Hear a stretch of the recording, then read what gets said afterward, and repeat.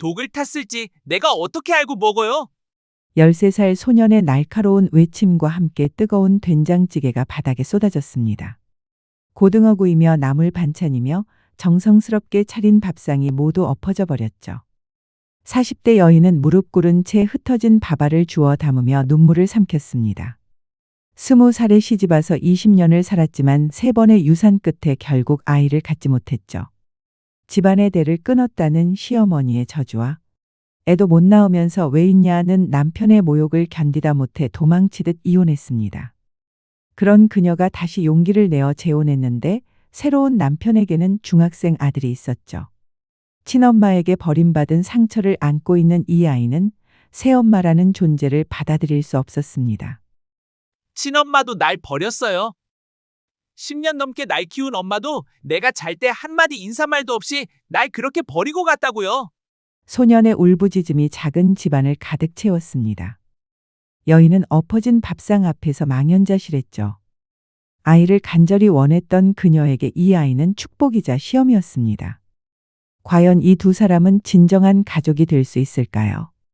상처받은 아이와 아이를 갖지 못했던 여인의 만남은 어떤 결말을 맞이하게 될까요?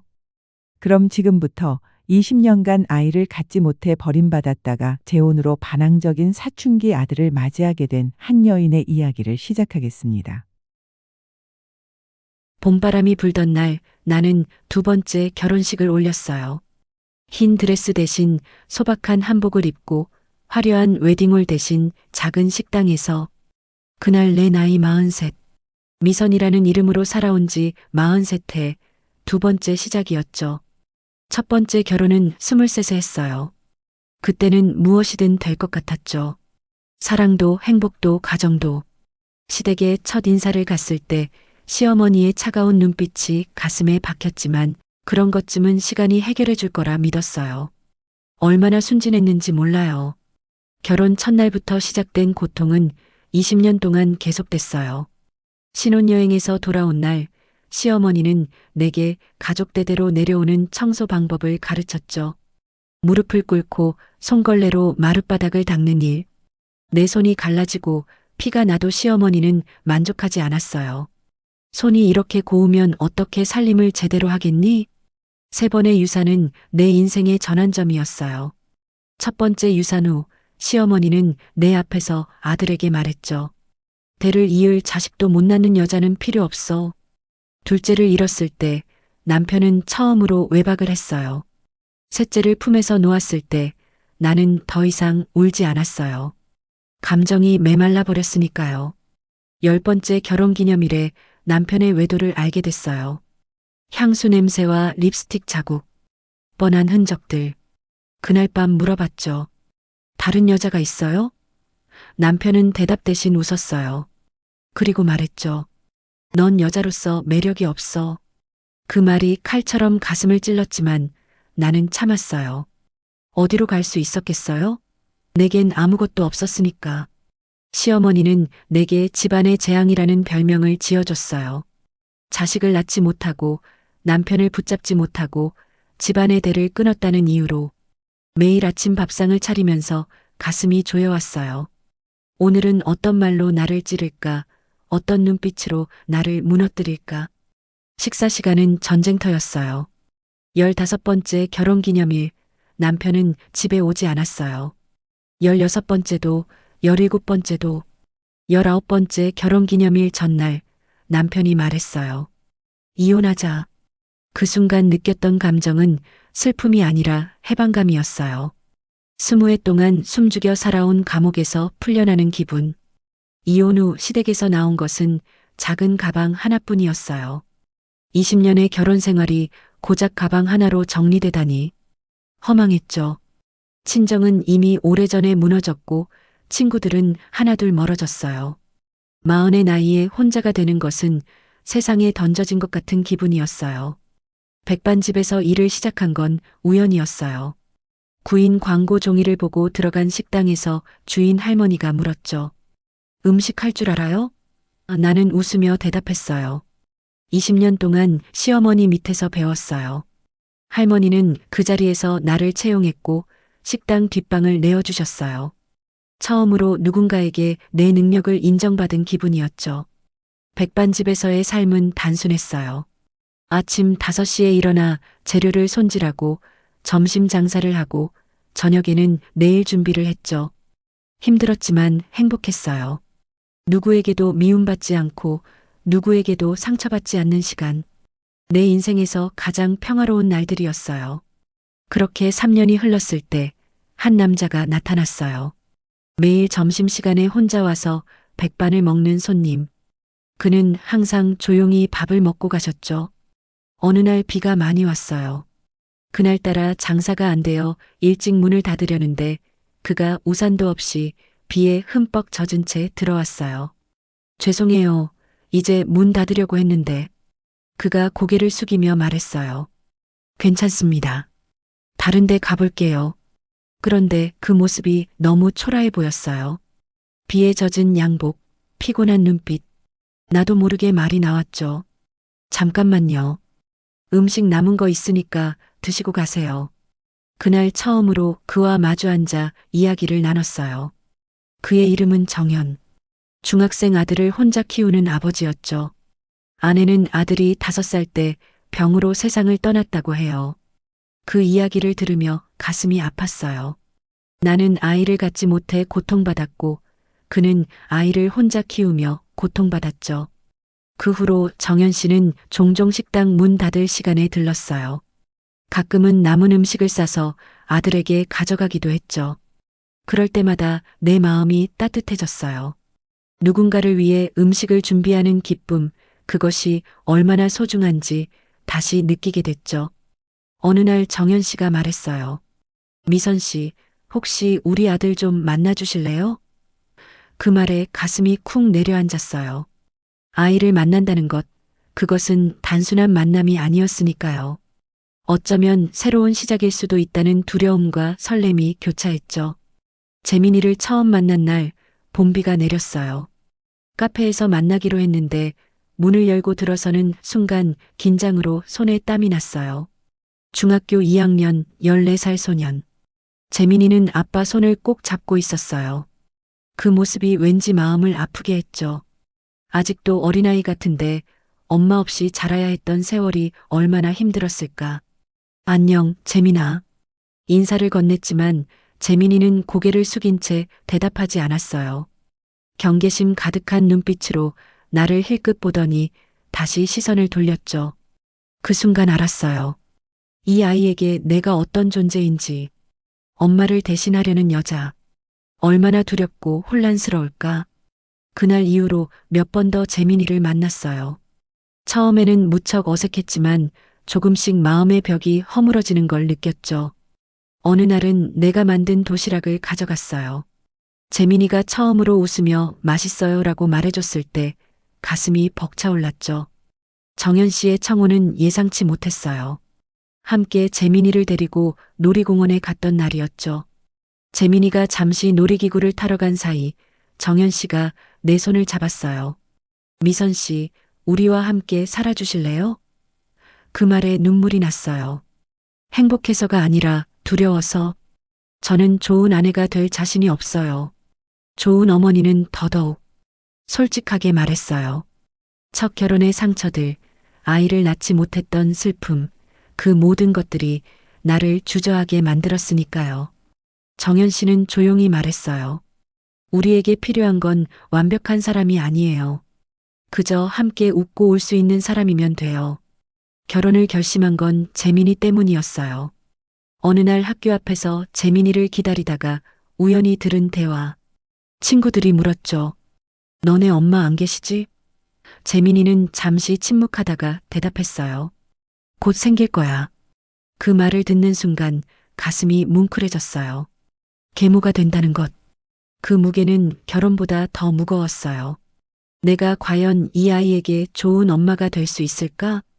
아이를 낳아보지 못한 내가 14살 소년의 마음을 어루만질 수 있을까? 두려움은 컸지만 결심했어요. 최선을 다해보자고. 이번에는 달라질 거라고. 봄날 작은 결혼식을 올렸어요. 하객은 많지 않았지만 모두가 진심으로 축복해주는 사람들이었죠. 식장에 들어설 때 재민이가 내게 꽃다발을 건넸어요. 수줍게 웃는 그 모습에 가슴이 따뜻해졌죠. 결혼식이 끝나고 새 집으로 향하는 차 안에서 나는 조용히 다짐했어요. 좋은 아내가 될게요. 좋은 엄마가 될게요. 20회의 고통을 이겨냈나. 이제는 행복할 자격이 있다고 믿었어요. 하지만 그때는 몰랐죠. 계모라는 이름이 얼마나 무거운지, 그리고 그 무게가 우리 가족을 어떻게 변화시킬지. 결혼식 다음 날 새 집에서의 첫 아침이 밝았어요. 설레는 마음으로 일찍 일어나 아침 식사를 준비했죠. 정성껏 만든 된장국과 반찬들. 새 가족을 위한 첫 식사니까 특별하게 준비하고 싶었어요. 식탁에 음식을 차리고 재민이를 불렀죠. 재민이가 방문을 열고 나왔을 때 그 얼굴에 그려진 표정은 지금도 잊을 수 없어요. 경계와 불신, 그리고 무언가 깊은 슬픔이 뒤섞인 눈빛. 내가 준비한 식탁을 보더니 한참을 서 있었어요.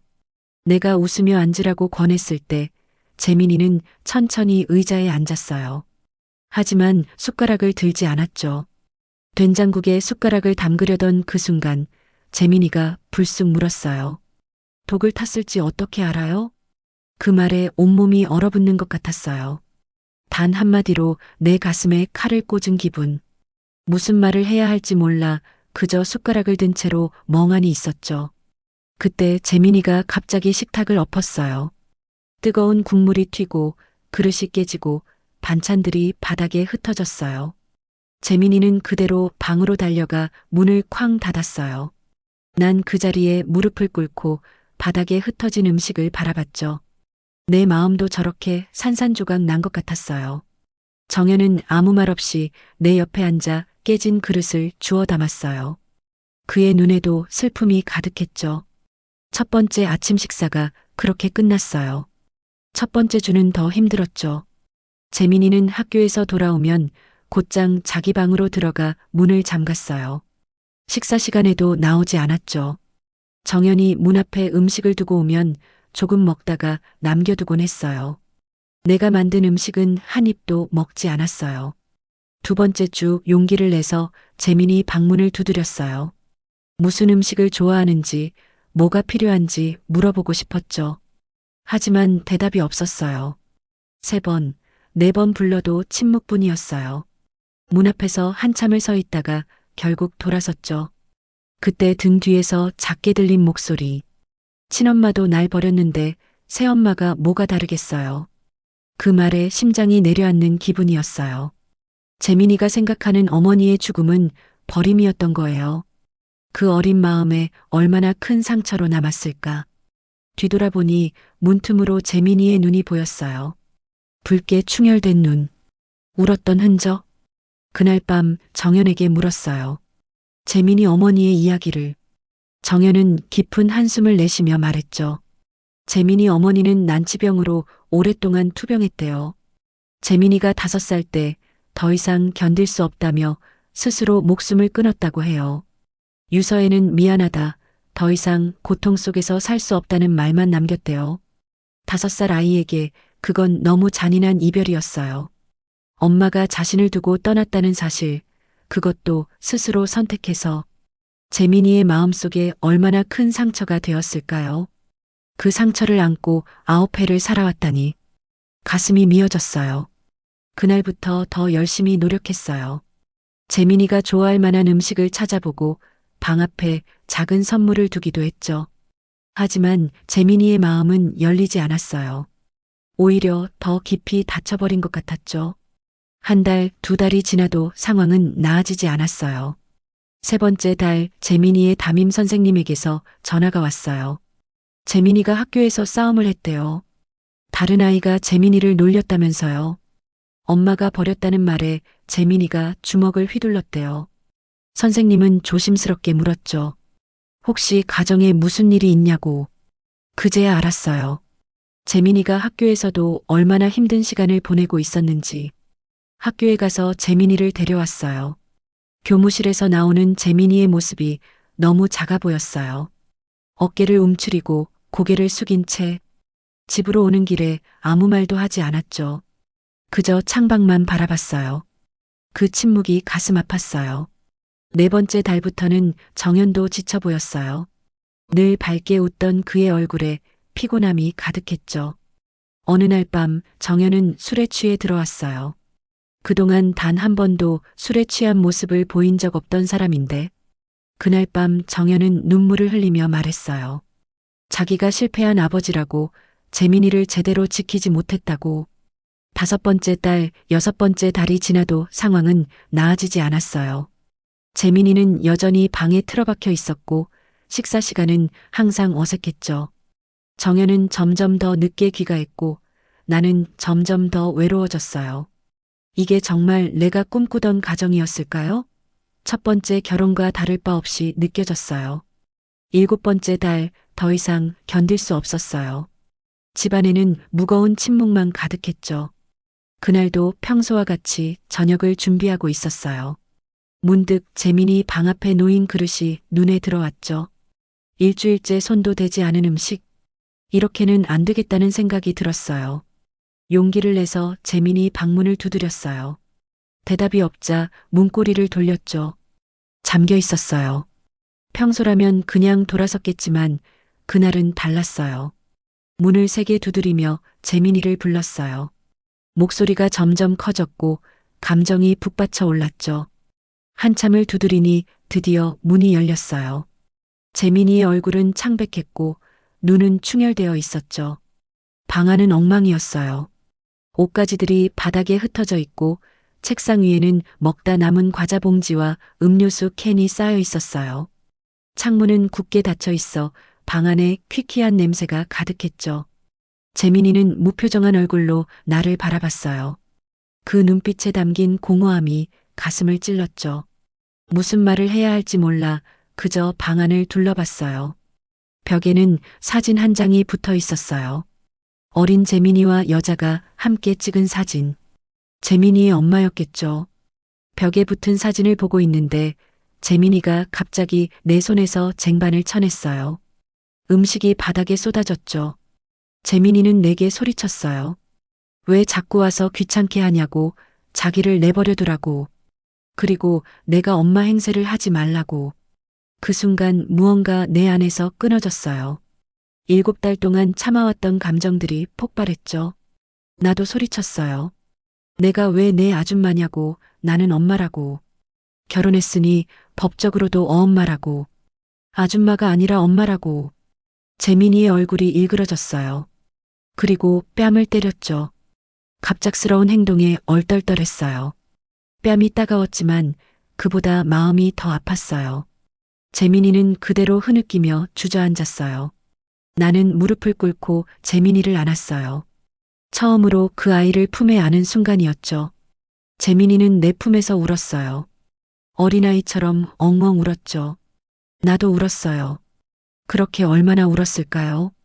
긴 시간이 지나고 재민이가 작은 목소리로 말했어요. 엄마.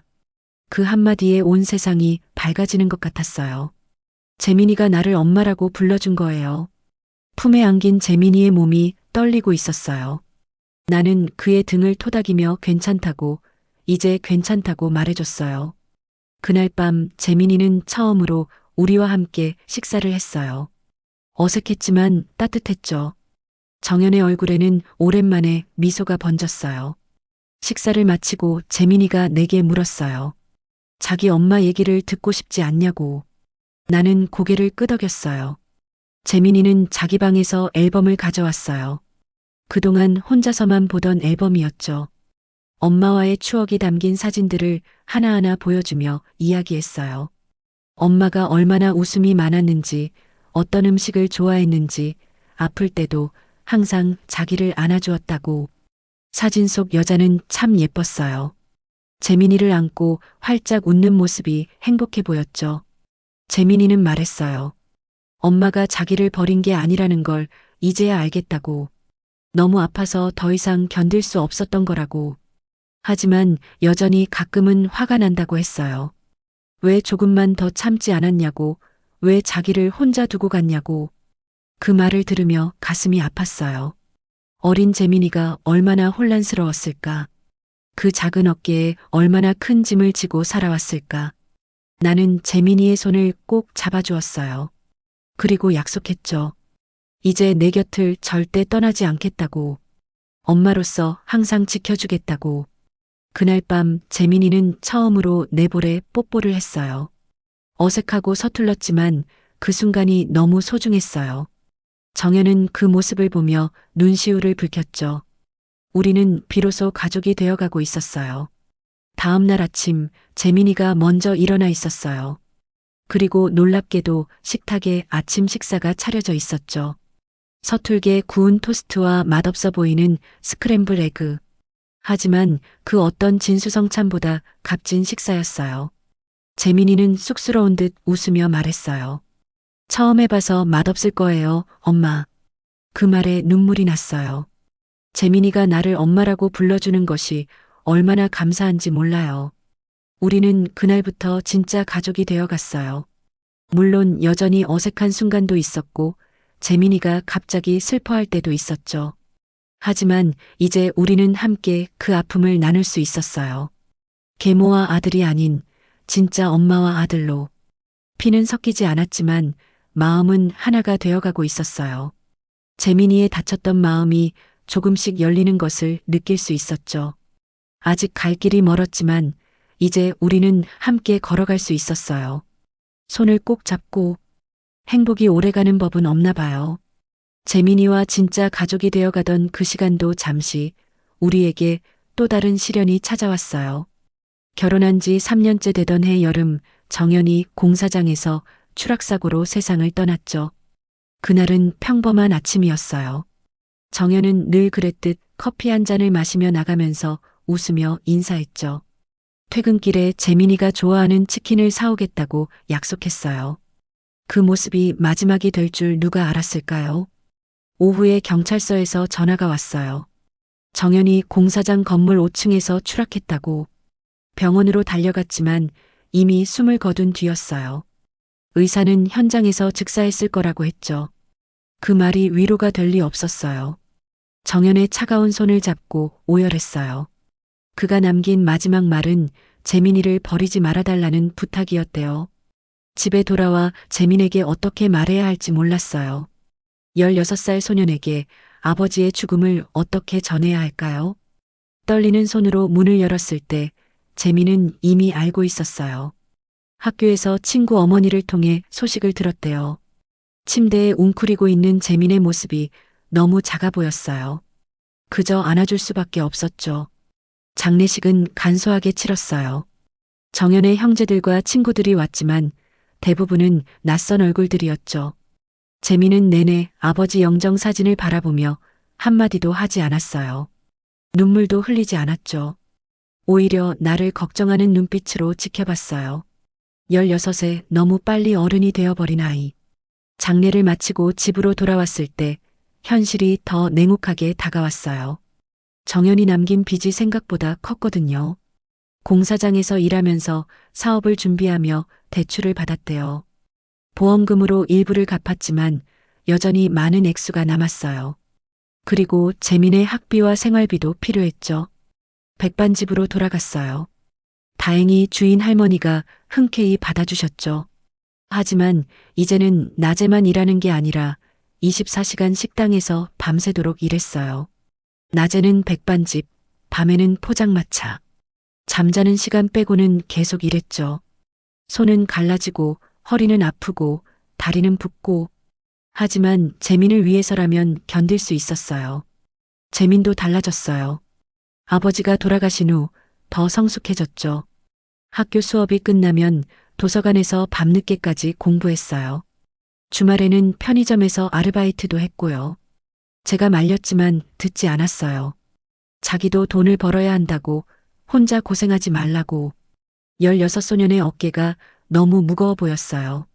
어느 날 밤 재민이 내게 물었어요. 의사가 되고 싶다고. 아버지처럼 갑자기 아프거나 다치는 사람들을 살리고 싶다고. 그 말을 들으며 가슴이 벅차올랐어요. 동시에 두려웠죠. 의대 학비는 얼마나 비싼지 과연 우리가 감당할 수 있을까. 하지만 재민의 결연한 눈빛을 보며 결심했어요. 어떻게든 해내겠다고. 그때부터 우리의 삶은 오직 한 가지 목표를 향해 달렸어요. 재민이 의대에 가는 것. 재민은 새벽부터 일어나 공부했고 난 더 많은 일을 찾아 뛰었죠. 집에서 반찬을 더 많이 만들어 팔기도 하고 명절에는 떡을 빚어 팔기도 했어요. 손이 부르트고 허리가 끊어질 것 같아도 웃으며 버텼죠. 고등학교 3학년 재민이 수능을 볼 때 밤새 절에서 불공을 드렸어요. 부처님께 빌었죠. 우리 아들 꿈을 이루게 해달라고. 결과는 기적 같았어요. 재민이 의대에 합격한 거예요. 그날 밤 우리는 오랜만에 치킨과 맥주로 축하했어요. 재민의 얼굴에 피어난 웃음이 너무 예뻤어요. 정연도 하늘에서 보고 있을 거라 생각하니 더 기뻤죠. 하지만 기쁨도 잠시, 현실은 냉혹했어요. 의대 등록금은 상상 이상으로 비쌌거든요. 학자금 대출을 받고 적금을 깨고 그래도 모자라 전세금을 일부 뺐어요. 더 작은 집으로 이사했죠. 방 한 칸짜리 옥탑방. 재민은 미안해했지만 전 괜찮다고 웃어넘겼어요. 내 아들이 의사가 된다는데 이 정도 희생은 아무것도 아니었으니까요. 재민의 의대 생활은 고됐어요. 밤새 공부하고 주말에도 도서관에 박혀 있었죠. 가끔 과에서 MT를 간다고 하면 얼마 없는 돈이라도 챙겨주곤 했어요. 친구들과 어울려 즐겁게 지내길 바랐으니까요. 그런데 재민은 그 돈으로 참고서를 샀대요. 너무 어른스러운 우리 아들이 안쓰러웠어요. 의대 3학년부터 재민은 과외 아르바이트를 시작했어요. 고등학생들에게 수학과 과학을 가르쳤죠. 그 돈으로 자기 용돈도 벌고 가끔 내게 선물도 사줬어요. 어버이날에 처음으로 카네이션과 작은 케이크를 사왔을 때 얼마나 울었는지 몰라요. 그 작은 꽃이 세상에서 가장 값진 선물 같았어요. 힘든 시간도 많았어요. 명절이면 더욱 그랬죠. 다른 가족들은 모여서 즐겁게 지내는데 우리는 둘뿐이었으니까요. 설날이면 재민과 함께 떡국을 끓여 먹고 추석이면 작은 차례상을 차렸어요. 정연의 사진 앞에 음식을 놓고 절을 했죠. 재민은 항상 아버지에게 의사가 되겠다고 다짐했어요. 그 모습을 보며 가슴이 뭉클했죠. 세월이 흘러 재민이 의대를 졸업하는 날이 왔어요. 10번의 봄과 여름, 가을과 겨울이 지나고 마침내 그날이 왔어요. 학사모를 쓰고 단상에 오르는 재민의 모습이 눈부셨어요. 박수를 치면서 눈물이 멈추지 않았죠. 정연도 보고 있을 거예요. 우리가 함께 키워낸 이 자랑스러운 아들을. 졸업식 후 재민이 내게 선물을 줬어요. 작은 상자 안에는 금반지가 들어있었죠. 첫 번째 장학금으로 몰래 사두었다며 내 손에 끼워줬어요. 평생 처음 받아보는 금반지였어요. 너무 사치스럽다고 말렸지만 재민은 고집을 부렸죠. 엄마의 손이 너무 거칠고 상처투성이라며 이제는 좀 쉬었으면 좋겠다고. 인턴 생활은 더 고됐어요. 재민은 거의 병원에 살다시피 했죠. 3일에 한 번 정도 집에 들어와 샤워하고 갈아입고 다시 나갔어요. 얼굴은 파리해지고 살은 빠졌지만 눈빛만은 여전히 빛났어요. 환자를 치료했다는 이야기를 할 때면 그 눈이 별처럼 반짝였죠. 그렇게 또 4년이 흘러 재민이 전문의 시험에 합격했어요. 소아과 의사가 된 거예요. 작은 아이들을 돌보는 의사. 그 모습이 너무 자랑스러웠어요. 이제 그는 30살의 멋진 청년 의사가 되었죠. 제품에서 자라난 아들이 이렇게 훌륭한 사람이 되다니 가슴이 벅차올랐어요. 재민이 병원에 정식으로 취직한 후 우리 생활도 달라졌어요. 더 넓은 아파트로 이사했고 제가 일하던 식당도 그만뒀죠. 재민이 강제로 퇴직시켰어요. 이제 쉬어야 한다며. 처음에는 어색했어요. 20년 넘게 일만 하다가 갑자기 쉬니까 몸이 근질근질했죠. 하지만 그동안 못했던 것들을 하나씩 해보기 시작했어요. 동네 수영장도 다니고 문화센터에서 요리 교실도 들었죠. 삶에 여유가 생기니 얼굴에 주름도 조금 펴지는 것 같았어요. 그러던 어느 날 재민이 여자친구를 소개한다고 했어요. 서연이라는 이름의 간호사였죠. 재민이 처음으로 사귀는 여자친구라 저도 많이 설렜어요. 과연 어떤 아이일까? 우리 아들의 마음을 훔친 여자는 어떤 사람일까? 서연은 기대 이상이었어요. 고운 외모에 상냥한 말투, 그리고 따뜻한 미소까지. 첫인상이 무척 좋았죠. 정성껏 준비한 음식을 맛있게 먹어주고 제 이야기에 귀 기울여주는 모습이 마음에 들었어요. 재민을 바라보는 눈빛도 사랑스러웠고요. 집에 돌아간 후에 재민에게 말했죠. 참 좋은 아이라고, 잘 만났다고. 처음 몇 달은 정말 행복했어요. 서연이 가끔 집에 놀러 왔고 함께 식사도 하고 영화도 봤죠. 재민의 얼굴에는 항상 웃음이 가득했어요. 연애를 하니 더 활기차 보였죠. 서연이 가끔 손수 만든 반찬을 가져오기도 했는데 그런 세심함이 고마웠어요. 하지만 시간이 지날수록 뭔가 이상한 점들이 눈에 들어왔어요. 서연의 감정이 너무 쉽게 변한다는 거였죠. 한순간 웃다가도 갑자기 표정이 어두워지곤 했어요. 재민이 전화를 받으면 누구냐고 집요하게 물어보기도 했고요. 처음에는 그저 사랑이 많은 아이라고 생각했어요. 재민을 많이 아끼나 보다. 그래서 조금 질투심이 강한가 보다. 어느 날 재민이 당직이라 집에 없을 때 서연이 찾아왔어요. 재민을 만나러 왔다고 했죠. 재민이 병원에 있다고 하자 잠시 기다리겠다며 들어왔어요. 차를 대접하고 잠시 화장실에 다녀온 사이 서연이 재민의 방을 뒤지고 있는 걸 발견했어요. 서랍장을 열고 무언가를 찾고 있었죠. 놀라서 물었죠. 뭘 찾고 있냐고. 서연은 당황한 기색도 없이 웃으며 대답했어요. 재민이 생일 선물로 뭘 좋아할지 알고 싶어서 취미를 알아보고 있었다고. 그럴듯한 변명이었지만 왠지 마음에 걸렸어요. 그날 이후 서연을 볼 때마다 작은 경계심이 생겼죠. 재민에게 그 이야기를 해줘야 할지 고민했어요. 하지만 처음으로 사랑에 빠진 아들의 기분을 망치고 싶지 않았어요. 그저 한때의 호기심일 수도 있으니까요. 그래서 그냥 지켜보기로 했죠. 하지만 그게 큰 실수였다는 걸 그땐 몰랐어요. 서연의 이상한 행동은 점점 더 눈에 띄게 되었어요. 재민이 친구와 약속이 있다고 하면 자꾸 따라가려 했고 휴대폰을 자주 확인하는 모습도 보였죠. 한 번은 재민이 샤워하는 동안 그의 휴대폰을 몰래 들여다보는 서연을 발견했어요. 그때 직감했죠. 이건 단순한 사랑의 표현이 아니라는 걸. 식탁에 앉아 차를 마시며 서연을 바라봤어요. 겉으로는 완벽해 보이는 그녀. 하지만 그 예쁜 외모 뒤에 무언가 불안한 그림자가 숨어 있는 것 같았어요. 재민이 이 여자와 함께 행복할 수 있을까? 의문이 들었지만 아직은 섣불리 판단할 수 없었어요. 그날 밤 잠들기 전 문득 정연의 사진을 바라봤어요. 당신이라면 어떻게 했을까? 서연에 대해 어떻게 생각했을까?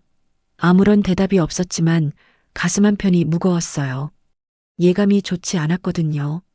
우리 아들을 눈물로 키워냈는데 이제 와서 상처받게 할 수는 없었어요. 서연이라는 여자가 과연 재민에게 행복을 줄 수 있을지 그날 밤 오랫동안 고민했답니다. 서연과 재민의 연애가 1년을 넘기고 있을 무렵 이상한 일들이 하나둘 일어나기 시작했어요. 재민이 퇴근 후 늦게 들어오는 날이 잦아졌고 무언가 고민이 있는 듯 말수도 줄었죠. 처음에는 병원 일이 바빠서 그렇겠거니 생각했어요. 하지만 엄마의 직감이 뭔가 다른 이유가 있다고 알려주었죠. 어느 저녁 재민이 심각한 표정으로 저를 불렀어요. 서연의 아버지가 연세병원 병원장이라는 사실을 그제야 알게 됐어요. 서연이 계속 숨겨왔던 거예요.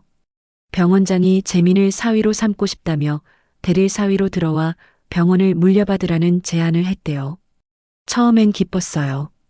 우리 아들이 큰 병원의 원장이 될 수도 있다니. 얼마나 대단한 일인가요? 하지만 재민의 어두운 표정을 보니 뭔가 더 있다는 걸 직감했죠. 떨리는 목소리로 재민이 말을 이어갔어요. 병원장의 조건이 있었대요. 재민이 저와 연을 끊어야 한다는 거였죠. 그 말을 듣는 순간 심장이 얼어붙는 것 같았어요. 계모와 연을 끊으라니. 친엄마도 아닌데 왜 그렇게 매달리냐는 말까지 했다고 해요. 눈앞이 캄캄해졌어요. 내가 10년이 넘는 세월 동안 눈물로 키운 아들인데 이제 와서 남이라고요? 계모라는 이유만으로 내 아들을 빼앗으려 한다니. 재민은 단호하게 거절했다고 했어요. 어머니를 버리는 조건으로 주는 성공은 필요 없다고요. 그 말에 가슴이 뭉클했지만 한편으로는 불안했어요. 그 큰 기회를 날려버리는 건 아닐까? 내 때문에 아들의 앞길이 막히는 건 아닐까? 그날 밤 서연에게서 전화가 왔어요. 울먹이는 목소리로 도움을 청했죠. 아버지와 크게 싸웠다면서 잠시 머물 곳이 필요하다고. 재민은 병원 당직이라 집에 없었어요. 망설였지만 불쌍한 마음에 오라고 했죠. 서연이 도착했을 때 그녀의 눈은 부어 있었어요. 정말로 울었던 것 같았죠. 차를 한 잔 내오고 방을 내어줬어요. 아침에 일어나 서연의 방을 노크했을 때 대답이 없어서 문을 열어보니 이미 나가고 없었어요. 침대는 정돈되어 있었고 감사하다는 메모만 남겨져 있었죠. 그날 오후 재민의 서랍을 정리하다가 이상한 점을 발견했어요. 재민이 항상 소중히 간직하던 친어머니 사진이 없어진 거예요. 방안을 샅샅이 뒤졌지만 찾을 수 없었어요. 그때 서연이 떠올랐죠. 혹시 그녀가 가져간 걸까? 의심스러운 마음에 서연의 SNS를 찾아봤어요. 그녀의 프로필은 비공개였지만 친구 목록은 볼 수 있었죠. 그 중에서 서준이라는 이름이 눈에 띄었어요. 재민이 종종 언급했던 서연의 전 남자친구였죠. 망설이다가 메시지를 보냈어요. 서연에 대해 물어보고 싶다고. 예상 외로 서준은 바로 답장이 왔어요. 직접 만나자고. 다음 날 근처 카페에서 서준을 만났어요. 키가 크고 호리호리한 청년이었죠. 의대생이라고 했어요. 그가 들려준 이야기는 충격적이었어요. 서연은 병원장의 딸이 맞지만 그건 양아버지예요. 친아버지는 이미 돌아가셨고 어머니가 병원장과 재혼한 거죠. 서연의 어머니는 병원장의 비서였대요. 병원장의 아들은 미국에서 살고 있고 딸인 서연을 통해 자신의 병원을 이을 사위를 구하는 중이었죠. 하지만 조건이 까다로웠어요. 의사이면서도 집안 배경이 좋지 않아 돈에 약하고 쉽게 조종할 수 있는 사람. 서연이 재민을 노린 건 처음부터 계획된 일이었어요. 아버지 없는 의사, 계모 밑에서 자란 환경. 완벽한 대상이었죠. 더 충격적인 건 서연이 이런 일을 처음 하는 게 아니라는 거예요.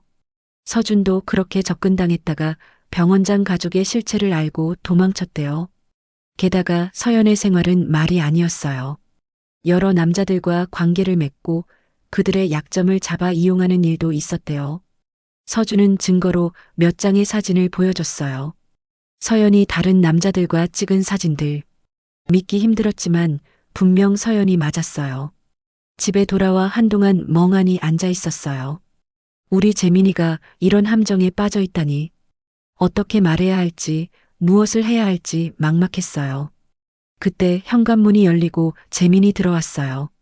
평소보다 훨씬 밝은 표정이었죠. 재민은 흥분한 목소리로 말했어요. 서연의 부모님이 상견례를 하자고 했대요. 이번 주말에 만나기로 했다면서 제가 좋아하는 한복을 입어달라고 부탁했어요. 그 순간 모든 걸 말해야 할지 고민했어요.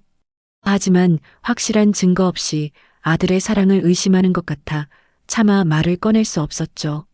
주말이 다가왔어요. 가장 좋은 한복을 꺼내 입고 머리도 단정히 했어요. 마음은 무거웠지만 아들을 위해 웃는 얼굴을 지었죠. 서연이 예약한 고급 한정식 집에 도착했을 때 서연의 가족들은 이미 와 있었어요. 병원장과 그의 아내, 그리고 서연까지. 처음부터 분위기가 이상했어요. 병원장은 우리를 보자마자 인상을 찌푸렸고 그의 아내는 제 한복을 위아래로 훑어보며 코웃음을 쳤어요. 서연은 평소와 다르게 차갑고 거만한 태도였죠. 마치 가면을 벗은 것 같았어요. 식사가 시작되고 병원장이 말을 꺼냈어요. 처음부터 저를 무시하는 태도였죠. 계모 주제에 상견례에 오다니 놀랍다는 듯한 말투, 친자식도 아닌데 재민에게 집착하는 게 이해가 안 된다는 말까지. 모욕적인 말들이 쏟아졌어요. 서연의 어머니도 가세했어요. 우리 집안 이야기를 캐물으며 재민의 친어머니는 왜 돌아가셨는지, 아버지는 어떻게 죽었는지 등 예민한 질문들을 던졌죠. 서연은 그저 미소만 짓고 있었어요. 그 미소가 얼마나 얄미웠는지 몰라요. 재민의 얼굴이 점점 굳어갔어요. 손에 쥔 젓가락이 떨리고 있었죠. 마침내 병원장이 본론을 꺼냈어요. 재민이 대릴 사위로 들어와 병원을 물려받는 조건으로 저와 연을 끊으라는 거였어요. 공개적으로 여러 사람 앞에서. 재민의 반응은 예상치 못했어요. 갑자기 일어나더니 단호한 목소리로 대답했어요. 제 어머니는 친엄마보다 더 엄마라고. 피가 섞이지 않았어도 자신을 위해 모든 걸 희생한 진짜 부모라고. 그리고 어머니를 모욕하는 사람들과는 어떤 관계도 맺지 않겠다고 선언했죠. 서연의 얼굴이 하얗게 변했어요. 병원장은 얼굴을 붉히며 소리쳤죠. 재민이 얼마나 큰 기회를 놓치는지 모르겠다고. 서연도 자리에서 벌떡 일어나 재민의 팔을 잡았어요. 그때 서연의 가방에서 무언가가 떨어졌어요. 재민의 친어머니 사진이었죠. 모든 게 순식간에 일어났어요. 재민이 사진을 집어들며 서연에게 물었죠. 어떻게 이 사진을 가지고 있냐고. 서연은 당황한 기색이 역력했어요. 말을 더듬으며 변명했지만 재민의 눈빛은 이미 차갑게 식어 있었죠. 저도 참을 수 없었어요.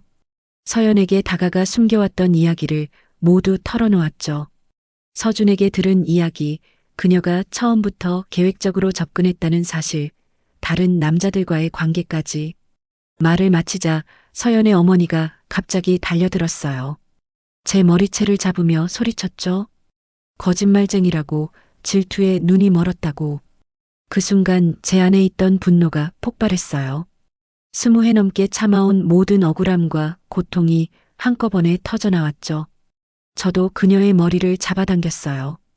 둘이서 실랑이를 벌이는 동안 병원장이 우리를 말리려 다가왔어요. 그때 제 손이 무언가를 스쳤어요. 병원장의 가발이 벗겨져 바닥에 떨어졌어요. 순간 식당이 조용해졌죠. 병원장은 민머리 위에 가발을 쓰고 있었던 거예요. 그는 얼굴이 새빨개져서는 가발을 주워 허겁지겁 씌우고는 자리를 박차고 나갔어요. 서연의 어머니도 그 뒤를 따랐죠. 서연만 홀로 남아 멍하니 서 있었어요. 재민이 서연의 어깨를 잡았어요. 차갑고 단호한 목소리로 말했죠. 더 이상 만나지 말자고, 모든 게 끝났다고. 서연은 눈물을 흘리며 사정했지만 재민은 돌아보지 않았어요. 저를 부축해 식당을 나왔죠. 집으로 돌아오는 차 안에서 재민이 갑자기 웃음을 터뜨렸어요. 병원장의 가발이 벗겨진 모습이 너무 우스웠다면서요. 저도 따라 웃었어요. 웃음이 눈물로 바뀌고 또 웃음으로 바뀌었죠. 재민은 제 손을 꼭 잡았어요. 그리고 말했죠. 자기에게는 오직 한 명의 엄마만 있다고, 그게 바로 나라고. 그날 밤 재민은 오랜만에 제 방에 찾아왔어요. 어린 시절처럼 제 무릎에 머리를 대고 누웠죠. 손으로 그의 머리를 쓰다듬으며 생각했어요. 우리가 함께한 세월, 눈물과 웃음으로 가득했던 시간들. 그 누구도 우리를 갈라놓을 수 없다는 걸 오늘 다시 한번 확인했어요. 다음 날 서연에게서 사과 메시지가 왔어요. 모든 게 부모님의 강요였다며 자신도 피해자라는 내용이었죠. 하지만 이미 돌이킬 수 없는 선을 넘었어요. 재민은 그 메시지를 읽고 바로 차단했어요. 더 이상 그녀를 생각하고 싶지 않다고 했죠. 일주일 후 놀라운 소식이 들려왔어요. 서연의 병원장 아버지가 의료사고로 고소당했다는 거예요. 환자 기록을 조작한 혐의였죠. 병원 내부에서 제보가 들어왔다고 해요.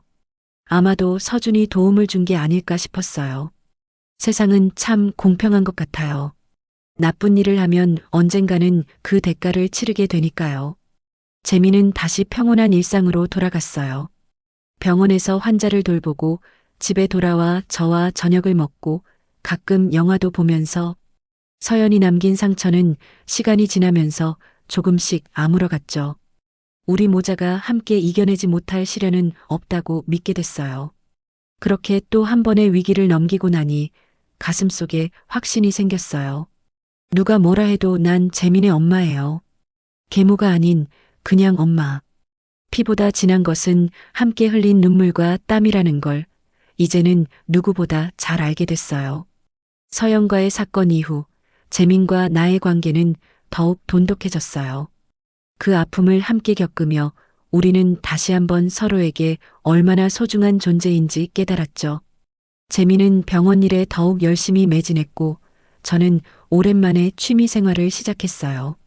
도자기 교실에 다니기 시작했는데 흙을 만지는 것이 묘하게 마음을 편안하게 해주더라고요. 가끔 서연의 소식이 들려왔어요. 병원장 아버지는 의료사고 혐의로 면허가 정지되었고 병원 경영권도 잃었대요. 서연은 다른 남자와 급하게 결혼했다는 소문도 있었고요. 하지만 우리에겐 더 이상 중요한 일이 아니었어요. 그저 과거의 한 페이지일 뿐이죠. 재민이 33이 되던 해봄 그의 병원에 새로운 간호사가 왔어요. 민지라는 이름의 차분하고 따뜻한 여성이었죠. 처음 민지를 만났을 때 느낌이 참 좋았어요. 환자들에게 친절하고 말투도 부드럽고 무엇보다 눈빛이 맑았죠. 서연과는 완전히 달랐어요. 재민이 민지를 데이트 신청했다는 말을 들었을 때 왠지 모르게 안심이 됐어요. 이번엔 다를 거라는 예감이 들었거든요. 민지와 처음 식사를 함께 했을 때도 그 느낌은 변하지 않았어요. 민지는 제가 만든 음식을 진심으로 맛있게 먹었고 자연스럽게 설거지를 도와주기도 했죠. 무엇보다 재민을 바라보는 눈빛이 진실되었어요. 계산된 것이 아닌 순수한 마음이 느껴졌죠. 민지의 가족도 참 좋은 분들이었어요. 평범한 공무원 아버지와 초등학교 교사인 어머니, 그리고 대학생 동생까지. 상견례 자리에서 그분들은 저를 재민의 친어머니처럼 대해주셨어요.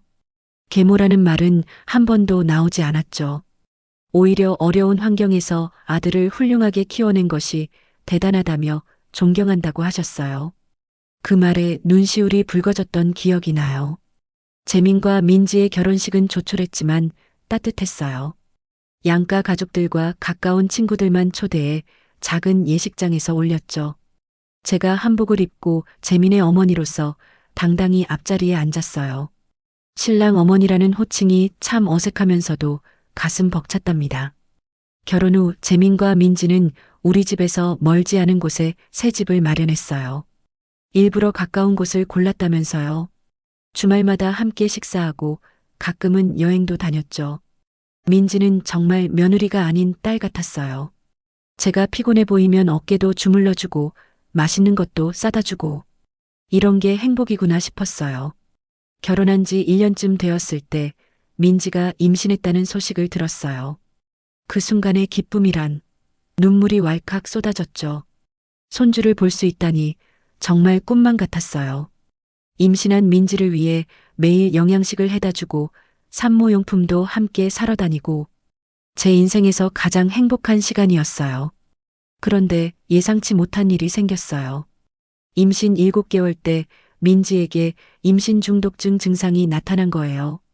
혈압이 오르고 부종이 심해져서 병원에 입원하게 됐죠. 재민은 의사였지만 아내의 상태 앞에서는 그저 걱정스러운 남편일 뿐이었어요. 매일 밤 병실에서 민지의 손을 잡고 있는 재민의 모습이 안쓰러웠어요. 저도 병원에서 거의 살다시피 했어요. 민지 곁을 지키며 그녀의 마음을 편안하게 해주려고 노력했죠. 민지 어머니와 교대로 병실을 지키며 서로를 위로하고 격려했어요. 그때 느꼈어요. 우리는 이미 한 가족이구나. 혈연이 아닌 마음으로 이어진 진짜 가족. 다행히 의사들의 적극적인 치료와 관리로 민지의 상태는 안정되었고 예정일보다 조금 일찍 아기가 태어났어요. 작고 예쁜 여자아이였죠. 태어날 때 체중이 조금 적었지만 건강한 아기였어요. 민지와 재민은 그 아이의 이름을 서연이라고 지었어요. 밝고 현명하게 자라라는 의미였죠. 서연이가 태어난 후 제 삶은 완전히 달라졌어요. 손녀를 돌보는 일이 너무 행복했거든요. 아침이면 재민네 집에 가서 서연이를 봐주고 민지가 일을 마치고 돌아올 때까지 함께 있었죠. 아기의 옹알이를 들으며 작은 손가락을 잡아주는 것만으로도 가슴이 벅차올랐어요. 서연이가 첫 돌을 맞았을 때 우리는 작은 파티를 열었어요. 가족들과 가까운 친구들만 초대했죠. 서연이가 돌잡이에서 청진기를 잡는 모습에 모두들 웃음을 터뜨렸어요. 역시 의사 집안의 딸이라며. 그날 밤 재민이 제게 조용히 말했어요. 어머니는 제게 대화하는 시간만 주시면 충분하다고. 어릴 적 함께한 시간들이 자신의 인생에서 가장 소중한 보물이라고요. 그 말을 들으며 깨달았어요. 부모가 자녀에게 줄 수 있는 가장 큰 유산은 돈도, 집도, 명예도 아닌 바로 함께하는 시간이라는 것을. 내가 재민에게 해준 것은 대단한 것이 아니었어요. 그저 옆에 있어주고 이야기를 들어주고 손을 잡아준 것뿐. 하지만 그것이 가장 중요한 것이었죠. 서연이가 2살이 되던 해 민지가 둘째를 가졌어요. 이번에는 남자아이였죠. 의사의 말로는 건강한 상태라고 했지만 우리 모두 조심했어요. 민지는 일을 잠시 쉬고 충분한 휴식을 취했고 저는 더 자주 찾아가 집안일을 도왔죠.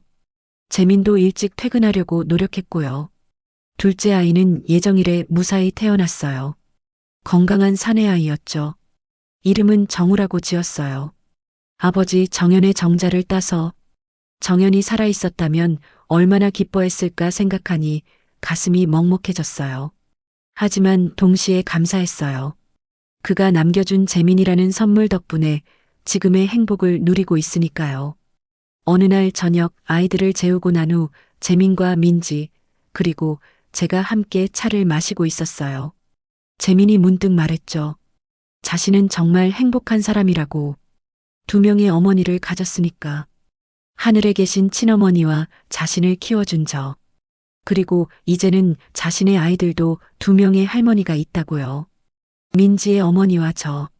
그 말에 민지도 고개를 끄덕였어요. 자신도 시어머니가 아닌 친정어머니 같다고. 처음에는 걱정했대요. 계모에 대한 안 좋은 이미지들이 있으니까. 하지만 저를 만나고 알게 되었다면서요. 진정한 어머니는 피로 이어진 것이 아니라 마음으로 이어진 것이라는 걸. 그날 밤 혼자 방에 누워 생각했어요. 제 인생의 여정을.